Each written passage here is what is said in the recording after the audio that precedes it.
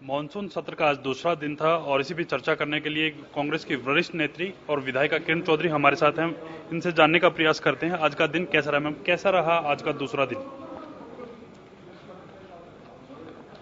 झूठ पे झूठ, सारा हर एक चीज को जो है लिपापोती करने की कोशिश करी जाती है। जो आज पानी के ऊपर मैंने ध्यानाकर्षण प्रस्ताव रखा था, तो सरेआम ये कह दिया। इसका मतलब जितने लोग जो अखबार लिख रहे हैं कि पानी की कमी है, जो लोग त्राई त्राई कर रहे हैं, वो सब झूठ बता दिया। कहते हैं पानी की कोई कमी नहीं है, पानी पूरे पर्याप्त मात्रा में है। अब मैं पूछना चाहती हूँ, पानी पूरी पर्याप्त मात्रा में है कैसे? जब हमारे समय पर, जब मैं जन स्वास्थ्य मंत्री थी, उस समय हर एक टैंक के अंदर जो है पानी पूरा भरा होता था। हमने ट्यूबवेल लगाए थे, तो जो है सारा कुछ जो है पानी अगर कम होती थी तो उससे भी जो है पूर्ति हो जाती थी।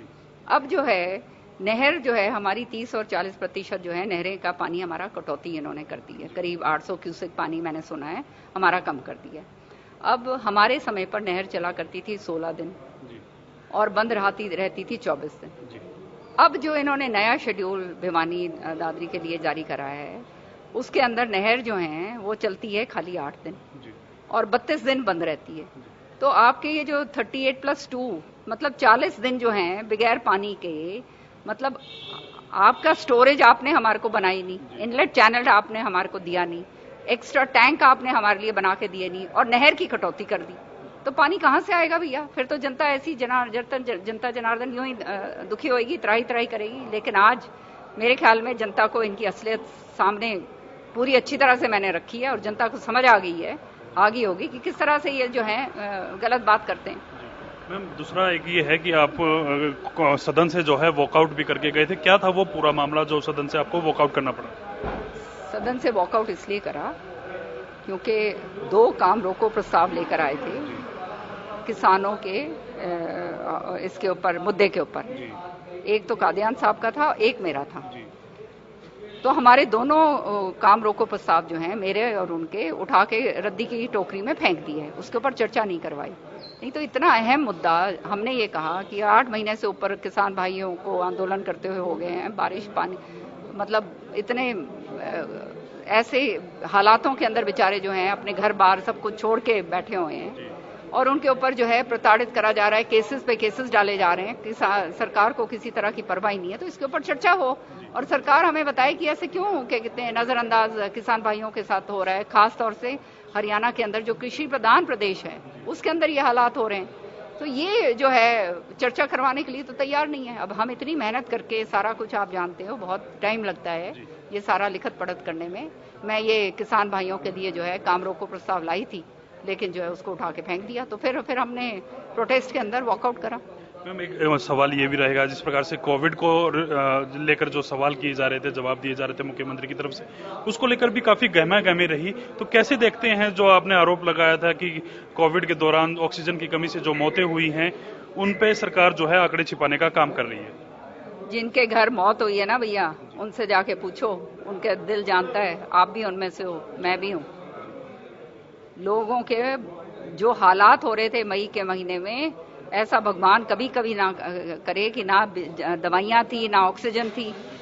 इंडस्ट्रियल ऑक्सीजन जो है वो लेने के लिए लोग भाग रहे थे, जिसका नतीजा बाद में जो है वो ब्लैक फंगस केसेस उसके कारण हुए, जिसकी दवाइयाँ भी सरकार के पास नहीं थी। तो ये मानने के लिए तैयार नहीं, और कहते हैं ऑक्सीजन की कमी से कोई मौत ही नहीं हुई। अब इससे बड़ा और मैं समझती हूँ भद्दा मजाक तो हो नहीं सकता। मैम, ओवरऑल कैसे देखते हैं जो 2 दिन रहे हैं सदन के? ओवरऑल दोनों दिनों का आकलन करें तो कैसे देखते हैं आप दोनों दिनों को?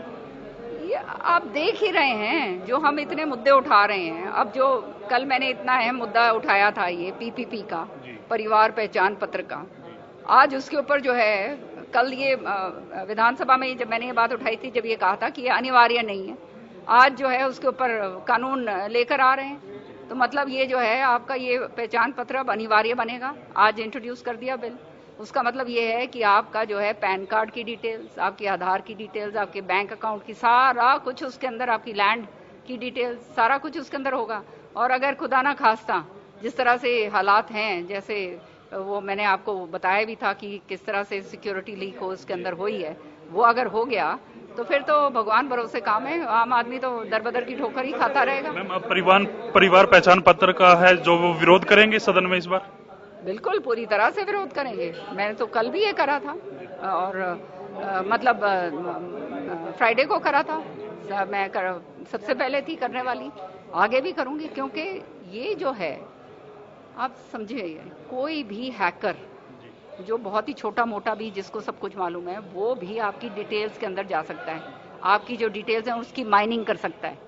समझ रहे हो ना? माइनिंग का मतलब उसके अंदर घुसकर आपका जो है अपने लिए वो गलत तरीके से इस्तेमाल हो सकता है। तो इससे ज्यादा तो घातक काम मेरे ख्याल में तो हो नहीं सकता। शुक्रिया मैम बातचीत करने। तो ये थे किरण चौधरी, जिनका साफ तौर पे कहना है कि जो पीपीपी, जो परिवार पहचान पत्र, जो सरकार योजना जिस पर कानून बनाना चाहती है, उसका वो पूर्ण विरोध करेंगे। कहीं ना कहीं लोगों की जो डेटा है उसको लीक होने का खतरा है। कैमरामैन अनिल के साथ मैं रवि कालीरमन, हरियाणा न्यूज, चंडीगढ़।